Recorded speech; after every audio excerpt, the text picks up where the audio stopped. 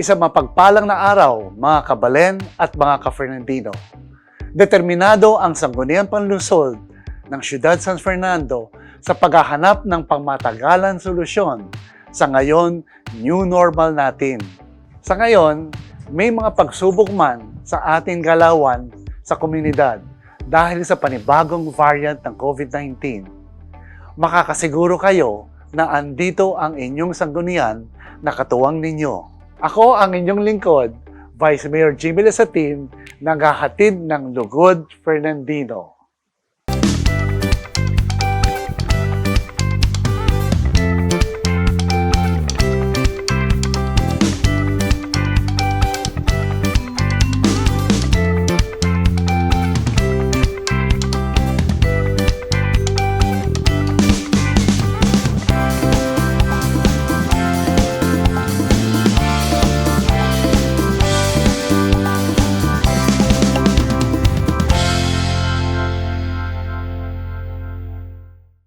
Aminado ang lahat, nakakaibang kalaban ang COVID-19.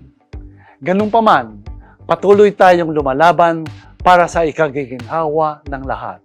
Bumuo ang sanggunian ng mga hakbang upang patuloy na mapagtibay ang ating programa laban sa pandemya. Kapwa ko Fernandino, sama-sama tayo sa laban ito.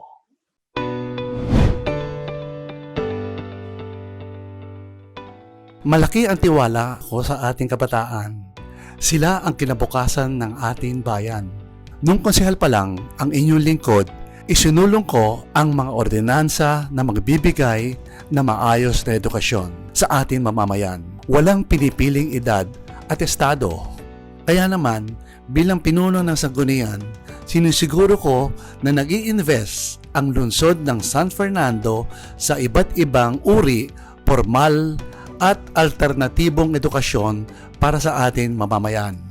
Ngayon panahon ng pandemya, challenging sa lahat ang pagpapatuloy ng ating normal na pamumuhay. Kasama dito ang pag-aaral ng mga estudyante. Kung dati face-to-face, sa loob ng paaralan, nag-aaral. Ngayon online o tinatawag na Online Distance Learning o ODL. Malaking adjustment sa pagtuturo ng mga guro online kahit sa magulang. Nariyan ang challenge sa maayos na signal ng internet sa bahay, paggabay sa homework ng mga bata, at ang pinakamalaking hamon ay ang pagkakaroon ng gadget na magagamit sa bahay. Gaya ng lahat ng bagay, nagagawan ng paraan ang lahat. Matuto lamang ang mga kabataan. Dahil patuloy ang pag-ikot ng mundo, ang paggalaw ng buhay, pandemic man o hindi. Kaya't hanggat walang mabisang lunas ang COVID-19, minabuti ng national government na manatiling sa bahay muna, mga kabataan. Pinakamabuti at pinakamahalaga sa isang tao ang edukasyon. Una, ang edukasyon ay hindi mo pwedeng nakawin sa tao dahil yan ay nakapaloob na at nakatanim sa ating kaisipan. Yan ay hindi mawawala, lalong-lalo na ang ating mga kabataan, sila ang pag-asa sa darating na henerasyon.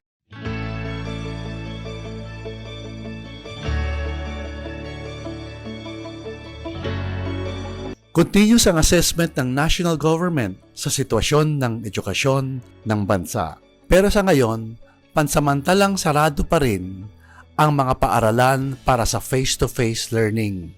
Sa paglunsad ng distance learning system, pasok ang modular at online classes.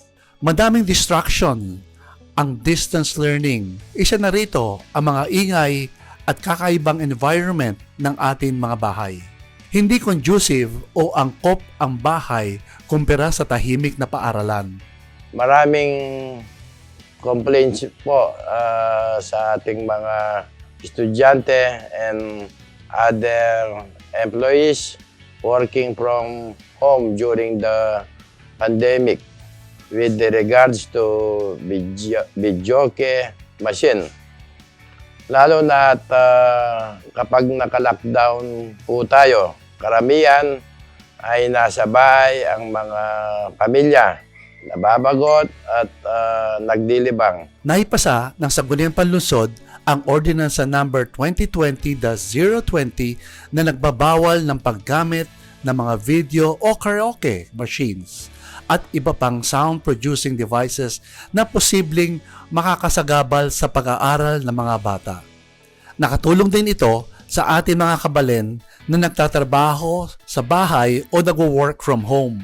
Naisipan nating ipasa ang ordinansa na ito ay para mabigyan ng tahimik na kapaligiran ang mga estudyante na nag-online class at modular, pati na rin ang mga empleyado na nagwo-work from home. Nakasaad sa batas na mula alas 7 ng umaga hanggang alas 5 ng hapon, hindi pwedeng gumamit ng mga machines na nakakagambala ng mga nagtatrabaho at nag-aaral sa bahay.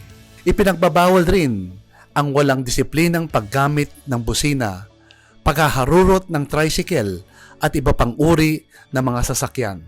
May karampatang multa at parusa din para sa mga lalabag sa nilalaman ng ordinansa. Ayon sa author ng ordinansa, makakatulong din umano ang kautusan ito para maiwasan ang di pagkakaintindihan sa pagitan ng mga magkapitbahay. Para makapag-focus ng maigi at hindi ma-distract sa oras ng klase nila. At maiwasan din natin ng mga alitan ng magkapit-bahay. Kuminsan kapag maingay o may okasyon, kung may nag-aaral, kaya nagtatrabaho na work from home, o kaya natutulog, magrereklamo ang katabing bahay nila. Isang kakaibang hamon sa educational system ng bansa ang pandemic na ito. Pero sa pagpaplano at pag-innovate, nakakapagpatuloy pa rin ng pag-aaral ang ating mga estudyante. Madaming adjustment pa ang kinakailangan gawin sa online distance learning. Ngunit sa ikalawang taon nito, mas gamay na ng lahat ang sitwasyon ito. Unti-unti na tayo nagsasanay sa sistemang bago. Kaya naman, mas magaan na ito para sa atin mga magulang, guro at mag-aaral. Bilang pinuno ng sanggunian, patuloy akong humahanap ng paraan para maibsan at maging maayos ang pag-aaral ng ating mga kabataan, sa eskwela man o sa ating mga bahay-bahay. Susunod, kapakanan ng kabataan ng Siyudad San Fernando, isusulong natin sa pamamagitan ng Child Safe Tourism Ordinance.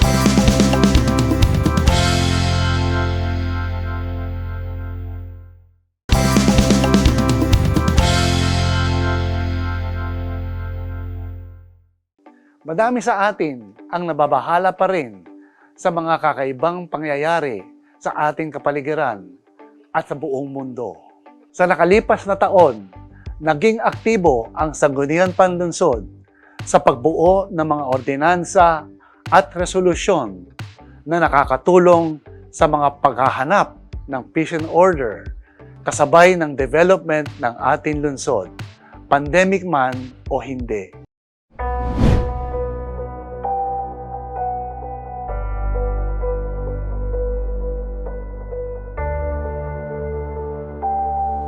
Ang pangangalaga sa mga bata at kabataan ay hindi lamang tungkulin ng mga magulang. Ang pangkahalatang proteksyon nila ay dapat naramdam sa buong komunidad na kanilang ginagalawan. Ito ay posible kung may sapat na program at batas upang sila ay mailayo sa kapahamakan at pang-aabuso. Sa Department of Social Welfare and Development, sa Pilipinas ay nasa mahigit 3,000 mga menor de edad ang biktima ng sexual exploitation. Ayon sa End Child Prostitution and Trafficking o ECPAT International, pang-apat ang Pilipinas sa mga bansang may pinakamataas na kaso ng prostituted children. Kadalasan umanong nagkakaroon ng ganitong mga kaso sa syudad lalo na sa Kamaynilaan. Taong 2019 ay nagkaroon umano ng entrapment operation ng kapulisan ukol sa isang hinihilalang bugaw ng mga menor de edad. That was May of 2019. Nakipag-coordinate ang Camp Crame sa atin dahil may entrapment operation sila dito sa Pampanga. So, nakipag-coordinate sila kasi may nakarating na report sa kanila na itong alleged bugaw ay tawag dito, nagbebenta nga ng mga minor de edad. Angeles ang mga perpetrator, Angeles din yung victim. Bunsod nito, mas pinaigting ng siyudad San Fernando ang proteksyon sa mga bata, partikular sa mga hotel and resorts. Ipinasa ng Sangguniang Panglungsod nitong December 2020 ang Ordinance No. 2020-024 o ang Child Safe Tourism Ordinance na akda ni Councilor Cristina Lagman. Sa ilalim ng batas na ito, malaking tungkulin ang ipinataw sa mga tourism establishments tulad ng mga hotel at resort upang hindi sila maging pugad ng child prostitution. Inatasan ng mga ito na mag-adapt ng child protection policy. Kaya binibigyan din sila at kanilang mga empleyado ng oryentasyon ng City Social Welfare and Development Office. We are still in the process of orienting and giving technical assistance to establishment owners, lalo na sa mga empleyado nila, para alam nilang i-handle pag may nakikita silang mga kasong ganito or on their level pa lang, makakapag-identify na sila or yung mga suspetsya nila na trafficking ito. Ilang pang mga puntos na nakasaad sa ordinansa ay dapat nahingin ng proof of identity ang lahat ng mga guest, lalo na mga bata na kasama ng mga ito. May record book kung saan nakatala ang mga impormasyon tungkol sa mga guest. At huwag papasukin ng mga bata kung hindi registered guests. Tungkulin din ng mga tourism establishment na i-report sa loob ng 24 oras ang sino man o ano mga aktibidad na kahina-hinala na dawit ng mga bata. Mahalaga rin umano ang pagkakaroon ng record of footages ng mga CCTV camera. Sa pamamagitan ng ordinansang ito, binuo ng Child Safe Tourism Task Force na siyang magsasagawa din ng monitoring at inspection ng mga istruktura, lalo na ang kanilang mga guest books or record. So ang binibigay namin dito sa mga tourism establishment is free training and orientation para dito sa ordinance natin. May nakahanda umano ang mga serbisyo at programa ng CSWD kung saan magkakaroon ng livelihood programs at educational assistance sa mga biktima ng child sexual exploitation. Sa mga victims po ng mga trafficking, meron po kaming shelter dito. We provide emergency shelter or temporary shelter. We also provide medical and psychological assessment for them. We also have legal. And then, usually kasi pag ganito, kadalasan na reason nila, kulang lang sila sa pera or wala lang trabaho yung parents. That's why they resort to these things. So we also offer livelihood programs and educational assistance for them.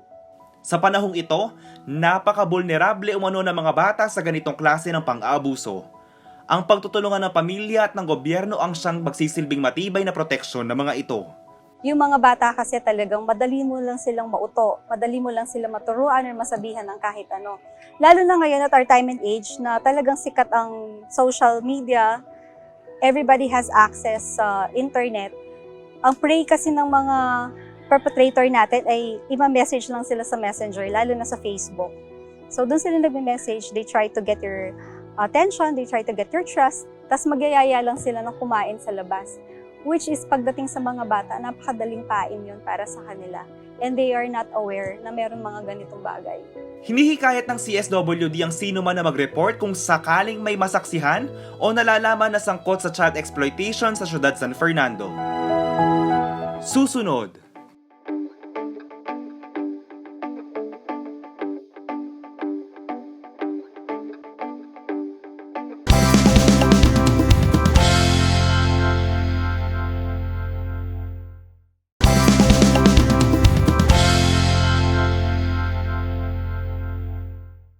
Bilang iyong Vice Mayor at pinuno ng Sangguniang Panlungsod, naniniwala ako na hindi man sakop ng paggawa ng batas, responsibilidad ko rin ang magmalasakit sa ating kapwa, lalo na sa ating mga Fernandino. Now more than ever, mas dumarami sa ating kababayan ang nangangailangan ng tulong.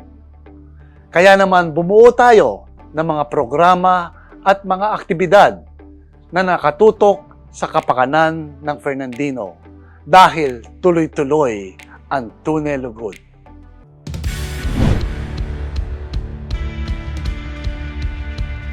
Kasama na sa araw-araw na schedule ni Vice Mayor Jimmy Lasatin ang pag-iikot sa iba't ibang panig ng siyudad San Fernando.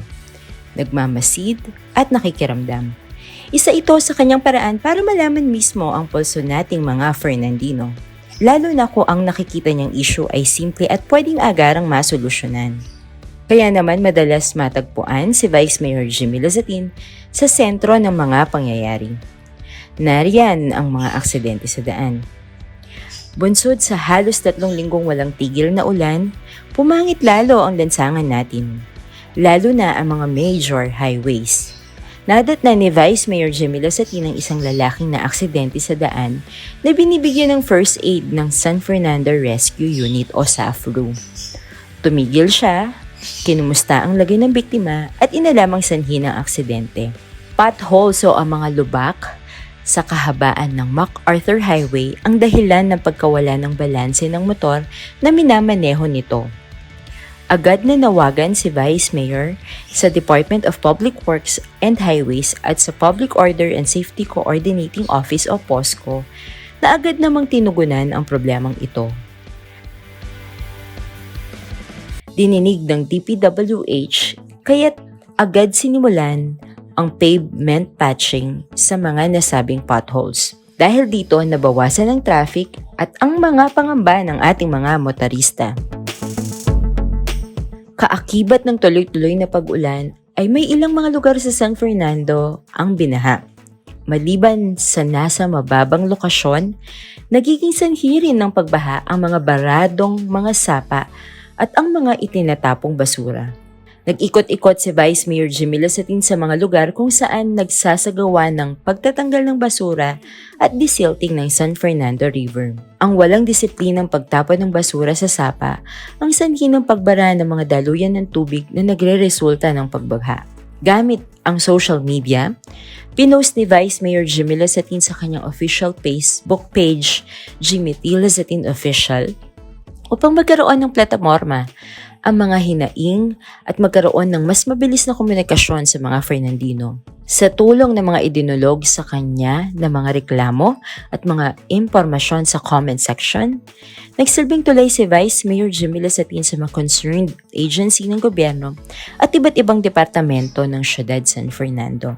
Naiparating niya ang report ng mga Fernandino sa kinauukulang ahensya. Tulad ng mga inirereklamong iligal na pagtapon ng basura, ipinaabot sa City Environment and Natural Resources Office o CENRO. Ang reklamo sa mga baradong kanal naman ay ipinasa sa City Engineering Office. Maraming maliliit na problema at pangangailangan ng taong bayan na madali namang tugunan.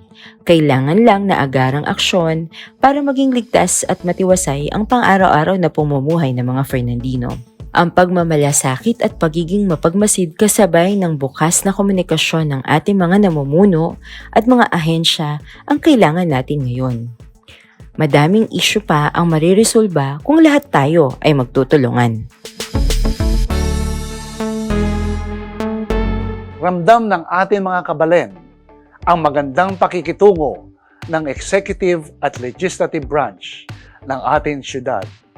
Kaya naman, naikakasa ang maayos na programa para sa ating mga Fernandino. Lugod Fernandino, yan ang ating matibay na sandata upang mapagtagumpayan ang bawat pagsubok sa ating mahal na syudad, San Fernando. Muli, ako po si Vice Mayor Jimmy Lazatin, tunay lulugod kay kayo.